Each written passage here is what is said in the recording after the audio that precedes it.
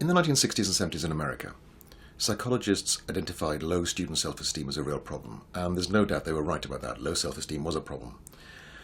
They tried to address it by building up student self-esteem by not criticizing students. So they would say to students, this is great, when the work they'd done was actually pretty bad. The problem with that approach is that it is possible to build up self-esteem on a short-term basis, but the bubble gets very easily pricked. And if all you've done is build self-esteem, when students get disconfirming evidence, when students find out that they're not as great as they thought they were, there's nothing to fall back on, and what you get is a much more profound collapse. So they actually are in a much worse state than if you'd never done it. A much more important concept is that of self-efficacy. Now the difference is that self-esteem is feeling good about yourself. Self-efficacy is feeling good about yourself because of what you can do.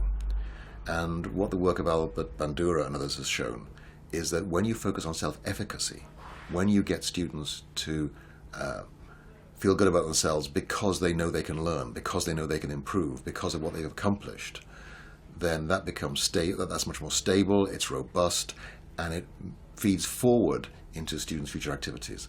So building self-esteem for self-esteem's sake is short-sighted and ultimately counterproductive. But if we can focus on self-efficacy by feeding into children that everything they do can feed into where they can be, then the effects over the whole life course are very positive.